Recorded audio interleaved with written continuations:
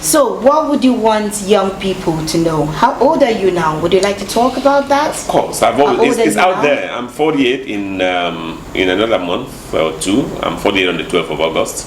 Okay. And so you've garnered enough experience and knowledge. I hope Share so. some for us. I hope so. For young people in here, what would you like us to know?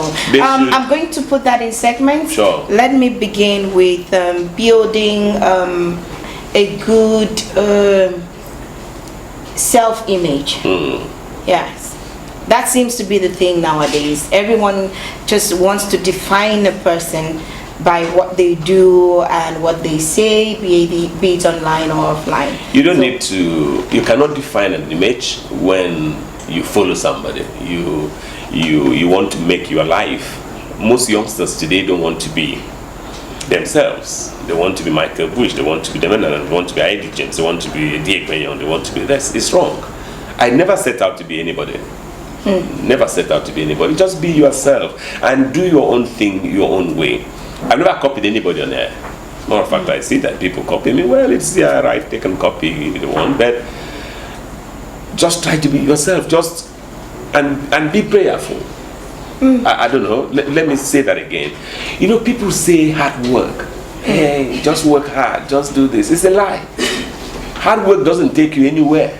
So what? For instance, yes. Let me even tell you. Who are those who work hard? Is it the man in the office, the chief executive officer in the office, or the guy who is digging the gutters, who's working real hard, or pushing the truck? Who works hard? It's the guy in the street, the guy out there under the sun. That's the guy who works in the sun, who works really, really hard. That doesn't really make so much returns. What money does it make? As a matter of fact, hard work doesn't even mean money. What you need is good to work hard in some context, but what you really, really need is the grace of God. If you don't have the grace, if you do the hard work from here till eternity, you're not going to make any money. You're not even going to make success. You understand? So you need that. Our nation has the highest number of churches in the world. Yeah, sure. Great. And we're praying for everything.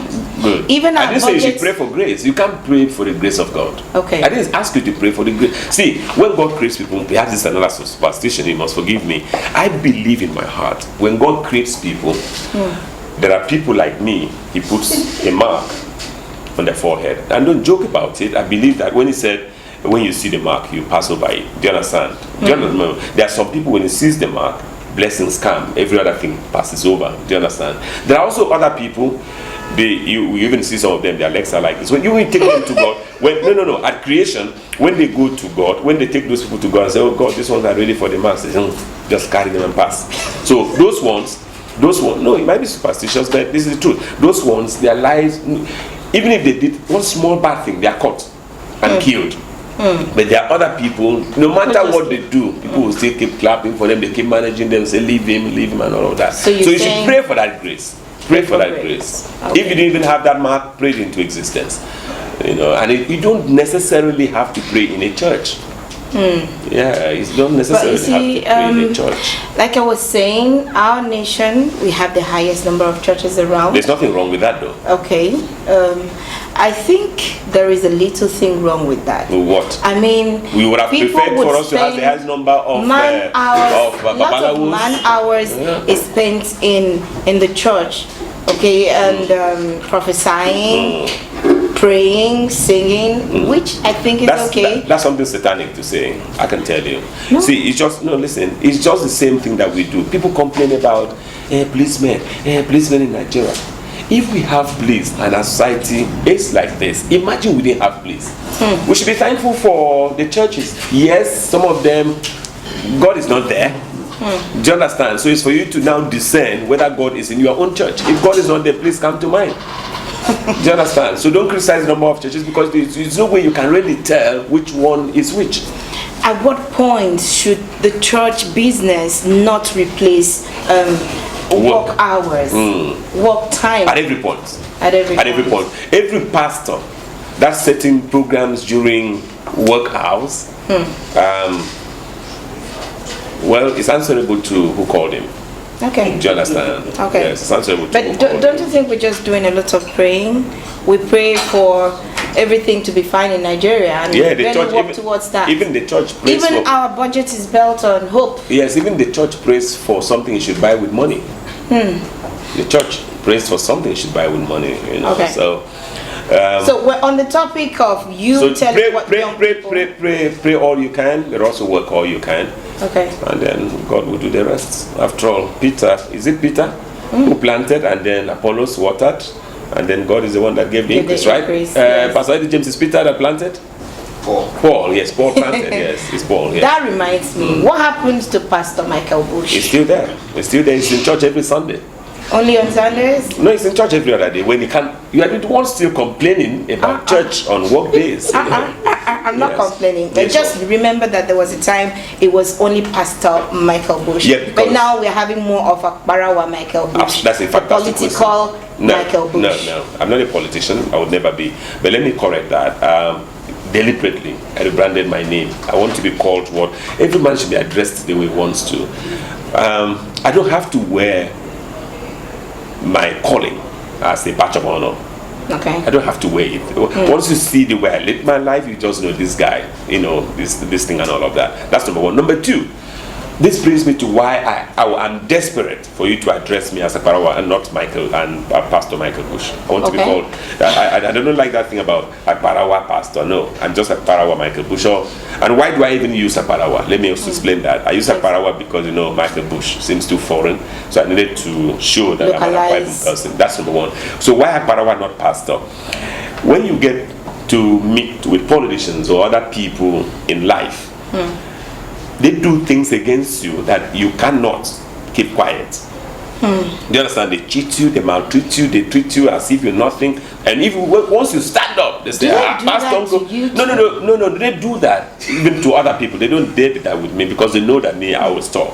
I can call anybody out, no matter who you are, and I don't care what happens in the next moment. So they try, they show me the respect. After I've planted too much respect myself. But I see that when they do things that I want to react, they say, "I'm a pastor." So I don't want that kind of religious blackmail. So I'm simply a Parawa Michael. This something since 101. Since 101. Since 101 that I do on radio and Yes, TV. yes. Maybe you could share some of them here. Yes, sure. Well, how is that going to help young persons? Well, perhaps. The young persons copy too much nonsense, you know, from especially the political class in Akwa Ibom. You know, the young persons, they don't want to work hard, they don't want to make money. But you just said we shouldn't work hard, we should just pray for grace. No, that means you didn't understand me. I tried to contextualize that. Don't just tell me about work hard. The people who are working hard, what do they have to show for it? Okay. That's why I was just trying to contextualize that. Okay, so Young people need to realize that there is a time to sleep, there's a time to wake, there's a time to run, there's a time to walk, there's a time to work, there's a time to enjoy. And that no matter who you are connected to, if you like, be connected to God, be on first name terms with God as Jesus was. When the time comes for you to receive your glory, you must pay the price first. You understand? Jesus is the Son of God. He sat there, he was there with God. We have never seen God. We didn't need to see Jesus to believe that God had a son. But when it came to sitting on the right hand side of the Father, he had to come to this world by a woman. He had to live like a man. He had to be killed like a rat. And then he now got that glory. Do you understand? So young persons should learn that even if you are connected to the governor, to the president, to God Almighty, you still must work your way through the wilderness to get to the promised land. You know, so that's some of the things they should learn. On Sense 101, I see we copy too much nonsense. If you get to a politician's home in Akwa Ibom, we'll be tidy you are not somebody of note. He keeps you under a car park. The park that he built for a car, he keeps you there. In fact, there are seats there. There are people who don't enter the living room. And people still go to those kind of houses. Young persons should learn, if your leader does not pick your telephone or respond to your text messages, cut off the damn leader. He's not a leader. What is he even leading where you don't have access? Do you understand? So there are many things the young persons in Akwa Ibom need to do, and they need to realize until you can say no to have bread, you're never going to have a loaf from God. Until you say no to the nonsense, you can say no to the things that you see, they're just wrong. But you say, hey, let me just manage you because I need to eat. Man has to survive, man must work and all of that, you know. So there are so many things, and that's what Sense 101 does on radio. It would be so difficult to tell a starving man to refuse a half a loaf of bread that could actually keep him alive for another day. So when you say reject the half bread, it's utopian. It doesn't sound real. I mean, when you don't reject half bread, as you called it, no loaf is coming to you. I can tell you. Just go and learn it. The moment you are content with half bread, that becomes the portion of your life now, and you can see around. All the youngsters who took one nonsense after the other, took another one. Where is their level? Where are they? And in any case, what is even the haste? Do you know? I haven't acquired too much education. People don't know that. I don't have a master's degree. Never think I would have, you know. But I train my mind so much. I talk to myself. I lock up myself. Most often than not, I'm alone, not watching TV, not listening to radio, not taking phone calls. Just telling myself things that I believe will make me a better person. And there are many of those things. People just need to know. For instance, you are 30. You want to become governor. You want to become president. When you are 50, what will you become? Do you know? You suddenly find yourself at the height, and then you are 35. You have finished everything that you wanted to be. You are nothing. So you spend, perhaps you have 40 more years. You spend them in loneliness, in just isolation, pure isolation, because everyone would have left you. You have become everything that you become. So, but I believe that, like my life, I think my life is the model life. And I'm sorry if that is modest, because you know, see the challenges I've been through, see the hardship I've been through. I believe that by the time I turn 50, 51, 52, I'll be high up there politically. When I come down, I'll still would climb again, come down, climb again. I think 3 more steps, and then how many more years do I have to live that I'll live in isolation? But those who had become everything when they were 30 or 30ish or something, when they become 40, 45, there's no more political power. And I know here, without political power, you are finished. But you have not really been in political circles. Yes. But you seem to be very powerful. I mean, you come out with a lot of power. I'm thankful. I'm thankful. That's what I told you. It's not about political office. It's just the impact. People talk about big houses, big cars, and I ask them, how many lives have you touched? I look forward to meeting the Lord, and then when I meet Him, we'll be quite happy with what I did with my years on earth, the impact by the grace of God that we've done, the lives we've touched, and all of that. And we think that in the many more years that we have, we still will continue to do more like that. So we have spent a lot of time talking about your life, about our lives, and the many things that have been surrounding us. So we watched a beautiful play, production of Bush House, Nigeria, and there is no way we'll finish this conversation without me asking you to tell us the lessons that your production crew was trying to send out to the people in Modu and the Barbarians. Excellent question. First, I'd like to say it's not my production crew. Production of Bush House, Nigeria. Well, yes, it was the production of Bush House, Nigeria, but it wasn't my idea. I like to say that. You know, I get praised for all sorts of things. People get to point, come here, oh, you are very creative, oh, you did this. No, some of those things are not actually done by me. One of them is Modu and the Barbarians, and I would like us in a very special way to thank and pray for Thomas. It was his idea from start to finish, and then he got some youngsters to do together. The only thing that I did was give them the platform, which I would give to even the next person that strolls into Bush House, Nigeria. I continue to hope that God even called me, God brought me to life to live for others, you know. So we'll continue to do that. So I didn't. The Modu and the Barbarians was not my idea, but I learned so much from it. I liked how the play ended, for instance, how there was a truth. Yes, sure. Bio Papa, yes, Bio Papa. Of course, you know who Bio Papa is. How Modu. No, Modu. I'll come to Modu in a moment.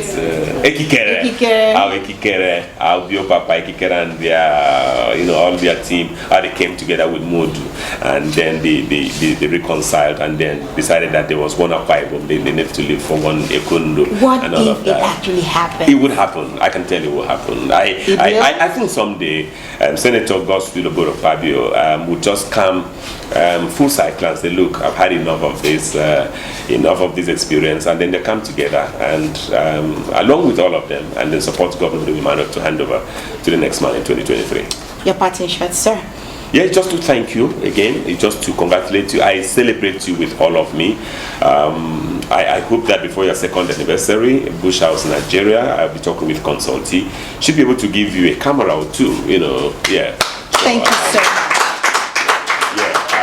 Thank you. I don't know how we're going to do that, but I'm committed to making sure that we can actually get to buy you some cameras. I'm very proud of what you do.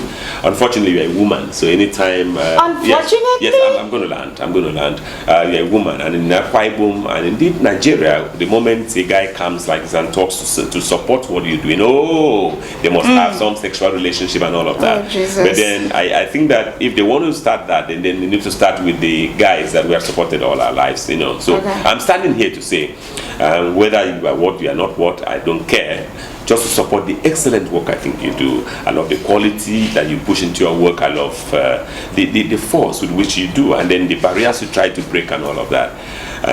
Let it be written down that I, Michael Bush, along with Dr. Winnie Adiawachi Bush, and then of course Nekarin Bush, Madam, would like to support, would like to contribute to Passion TV Online. I'm very proud of what you do. I watch everything that you do. I just watched what you did with their back chairman. Excellent quality, excellent presentation.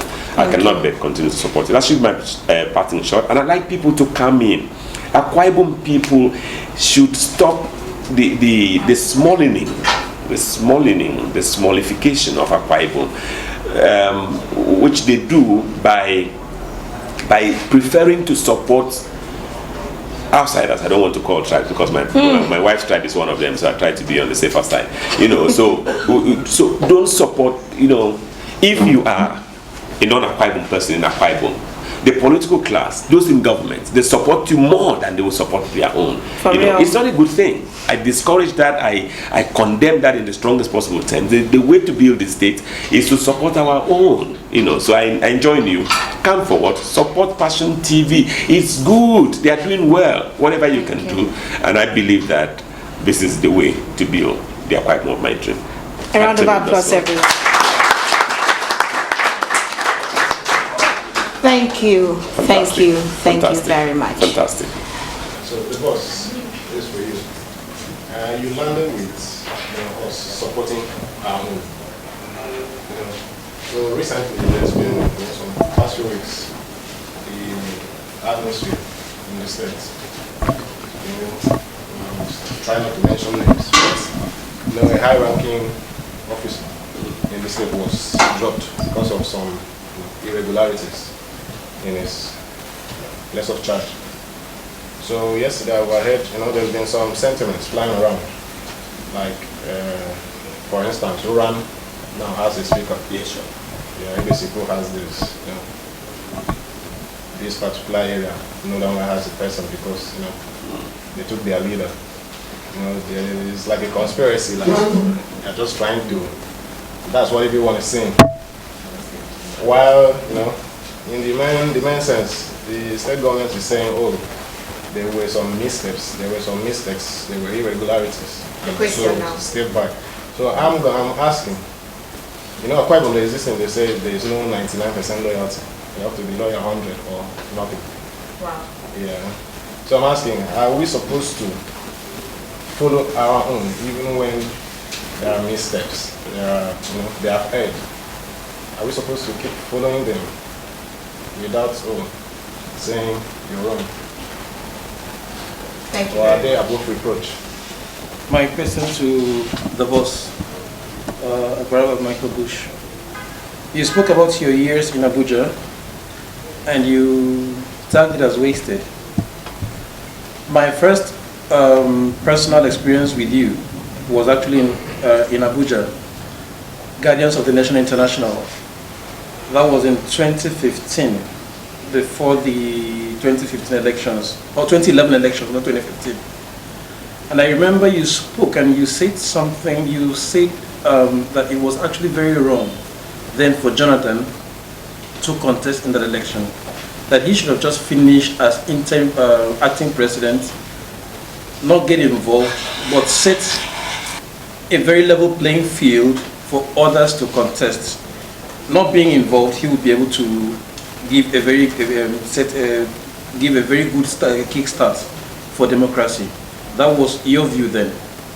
Now, I only brought that to bring my contacts with you to life. I want to ask, why the word wasted? Is there nothing learned out there in Abuja that could be applied in Akwa Ibom now that you've returned? The fact that I talk about sex doesn't mean that there was no fight. The fact that I talk about good doesn't mean that there was no bad. Do you understand? It's just the way I see it. It's just on the average. When I say wasted, of course, wasted doesn't mean that everything was wasted. Wasted just means that that's how I see it. For instance, it could be 51%, it could be 52%. There is more than I see the other side. For instance, between you and me, nothing would have compared. Nothing compares to me like the contributions I'm making at Bible. That's my passion. That's my life. You understand? I think that if you fix Nigeria, I said that before. If you fix Nigeria and you don't fix Akwa Ibom, or you fix Nigeria before you come to fixing Akwa Ibom may never catch up with Nigeria because of the way the country is structured. But as an Akwa Ibom person, I'm interested in fixing Akwa Ibom before we fix Nigeria, so that by the time we fix Akwa Ibom, we're sure that we can now fix Nigeria. You get that? So the years I wasted in Abuja, are those years I could not contribute anything to Akwa Ibom, in the real sense. That's just what made them wasted. Not that, of course, I gained so much. Being in Abuja, the kind of contacts we had, the kind of people we met. For instance, you just said that I would never have been in Akwa Ibom and had the capacity or even the platform to say the things that I said in Abuja. Or even for crying out loud, we went on to become the first and so far the only Nigerian company to have 1 hour on the network service of Radio Nigeria. It doesn't come cheap. We're spending like 5 million naira every 3 months to have that. Do you understand? So very people was just sitting in you will never have had that. But yet all of those things fell into insignificance when you compare the losses I recorded back at home. Losses in terms of the lack of capacity, the lack of opportunity to contribute to the success of the Akwa Ibom youngster, because that's what I think I've been called to do. That's what my life is about, to continue to add value to their lives, to continue to push them, and that's why you see most of them are successful the moment they come under that anointing. Yes, so the one that the DG asked. I think his question was too technical for me. If you want to ask me a question, don't speak in tongues. At what point should loyalty end? Because I think you're saying that when your icon, when your mentor, your role model, your leader errs, and there's evidence or there's allegation. Yes. Are we supposed to ignore the allegation, yes. the evidence? That's good. That's very good. And keep following. Look, there's no icon, no legend, no leader, no model who is a spirit. None, no one. There's no hero who is not a human being. So long as it's a human being, you must allow some room for mistakes. Once those mistakes are not such mistakes that they are abominable, even if they are abominable, and you consider yourself loyal, that person has done some things to touch your life, just stick there. That's why I condemn in strong terms the people who shouted Akpabio yesterday, and the moment he makes a little mistake, you start to condemn him. I condemn those kind of people with all of me. Do you understand? If you are an Akpabio man, please stand by Akpabio, whether it's raining, whether it's shining. Do you understand? And so if you are a mentee, if you are a follower, please follow. Allow the leaders to lead. I stand here today, by the grace of God, I consider myself a leader, or some people think I'm a leader. I can only give leadership to my followers. I cannot give followership to my followers. It behoves them to give me what they have, and that is followership. Do you understand? So once you have loyalty inside of you, and you see somebody that need to give, remember that person is not God, he's not a spirit, he's not Jesus Christ. That person will make mistakes. You check the mistakes. Once you do not agree, do you understand? You can move. But once you move, do not treat the person you used to be loyal to or the person you used to be fond of, or the person you used to admire, as if he never existed. That's the one that I condemn. But if you move your life, for instance, I said it earlier on the program, I was a Mr. Mana Okunomana person. Till tomorrow, do you understand? I'm his person. You will not find one place till tomorrow. You will not find one stuff I wrote against Mr. Mana.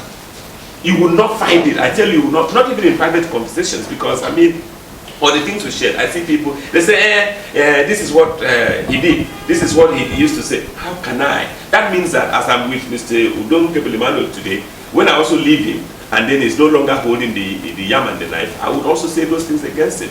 So I believe that if you are following a man, follow him. If you no longer want to follow him, nothing. But don't go around saying the things you used to share. Do you understand? Don't go around condemning or saying, no, don't go around insulting. And you didn't ask me about insults. That's something that I want youngsters in our Bible to be careful of. We insult our future too much. Do you understand? When you insult people who are your elders, you are planting insult in your future. Do you understand? You are planting in the future, you're going to harvest insults. Do you understand? I want to say something like that. Yes. Okay. Thank you so very much. The education sector, despite the fact that the country is pumping out graduates, but nothing is really happening. It looks as if the education is wasted. When you were talking about, you made mention of someone having A's in school and coming out to be working under someone who was having F lines, something like that. So now, what can you do, or what have you done so far? Because personally, I'm passionate on technology, and I've worked so far to help young people, not just focusing on your certificate alone, but you have to think out of the box to do. So how can we connect to you? Because as a person like you, I see you have this, you advanced in reasoning and how you can impact to young people this generation. So how can someone connect to you? Because you've also made mention of a leader. If someone who's a leader and you're calling that person and it's not picking this, you get rid of the person. Yes, yeah. Sure. So I can see you have these potentials in you. How can we connect directly to you? How are you going to do to impact? Joseph, access is key. You're never going to do anything. You're never going to succeed without access. And my own access is out there. Do you understand? Even my private home is out there. It's open 25 hours every day. Even my telephone number. Even today on radio, somebody just dared me. And they do that every day. People just call me up. Can I have your contacts? Is there any way can you call back this? I said, no, just take the number on there. Do you understand? And that's the phone number I've been using, man and boy. I've been using that for 20 years. So I'll still give that number to you. I'm available for those who do not want to take me for granted. I only will stop picking your calls or responding to your messages the moment I see that you take me for granted, or you betray the confidence I've given to you. That means from the day you came back here, it wasn't beautiful. It feels as though it is beautiful now. What is what are we saying? What is beautiful? No, judging from how you started, you just arrived at Quibum. You were here, right? So, what's different now? Nothing is different. I'm just telling you that I'm not in a Quibum for what I can get. I'm in a Quibum for what I can give. Okay. I believe there's so much in me to make a Quibum great. See, I'm interested in making a Quibum great because that's the only way to make Nigeria great. I want us to just understand that. And I've told you about Abuja, the echoes. Do you understand? The things that we did, the mark is there. Do you understand? And I come back to Akwa Ibom, I drop that mark. Perhaps next I'm going to go to Panya, drop another mark, then go to London. No.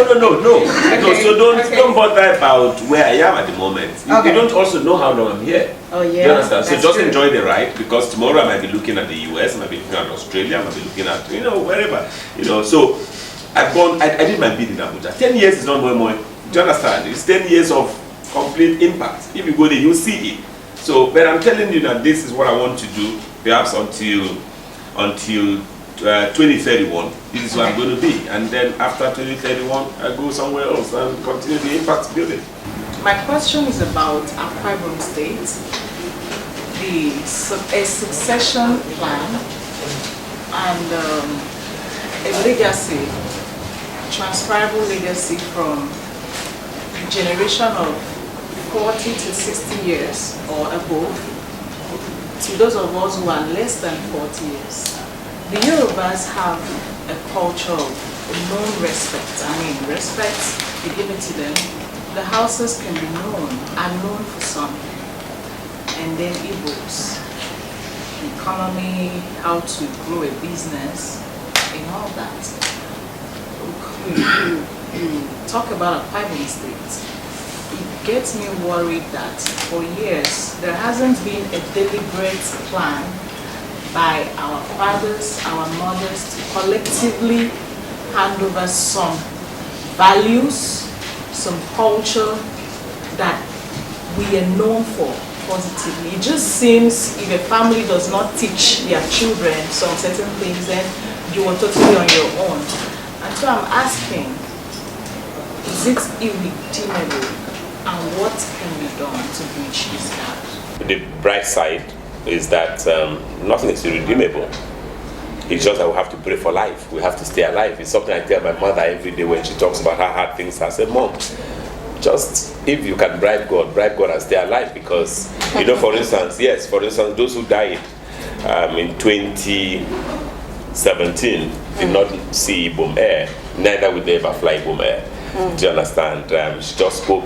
What she said is the truth, the whole truth, and nothing but the truth. I think it also reminds me of the paper that Dr. Demenana presented recently that seeks to reinvent culture, you know, with a view to helping society, you know, because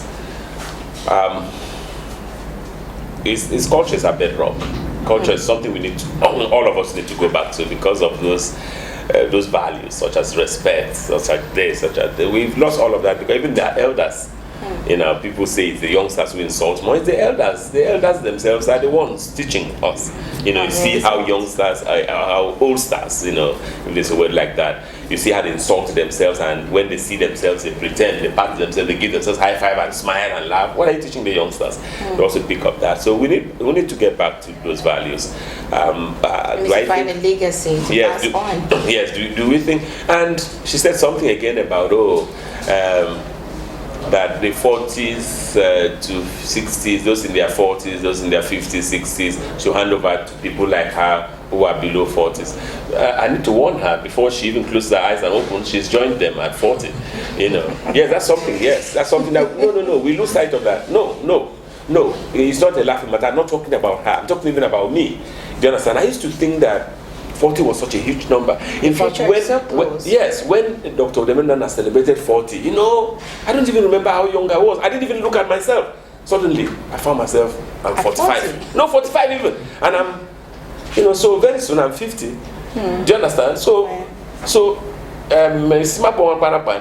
what she's saying now is even against me.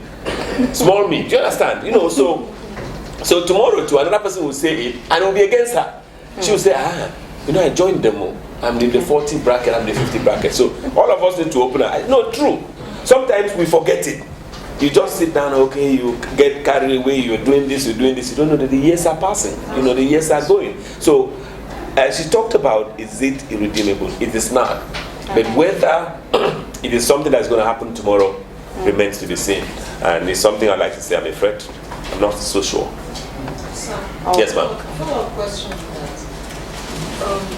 If we're to do something about it, where can we likely start from? Is it will it be from the traditional system, from the government and who, or where? Who will introduce the narrative? Excellent question. I'll tell you, it's a talismanic answer. We'll start from self. The problem is self. See, the problem is not Governor Dumimaro. The problem is not my paramount ruler. It's not my village. It's not my father. It's not my mother. The problem is not my sister, my brother, my friend. The problem is me. See, the moment we start, just let that mental re-engineering start with yourself. Everything is fine. Do you understand? But the moment we start saying, the governor must start it, the governor saying, the followers must start it, this one says, this one must start it, we're not going anywhere. Just start on your own. For instance, this awareness that has hit you, you start on your own. I start, I join. Before you know it, it becomes a revolution. And we cannot be led by people who would not agree.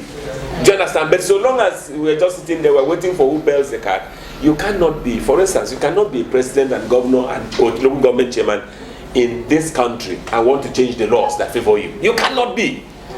This one that you and I are complaining, if tomorrow we're elected governor, we're elected president, we'll go and join them. In fact, we now say, who is the one saying that? So, but yes, you say, who wants to come and remove bread from my mouth and put stone? Just but the moment you change self, you say, no, let Nigeria become better, let Akwa Ibom become better, let Uran become better, then every other thing can be added on to us. And let Economy become better. Any other question? Okay, the boss, thank you very much.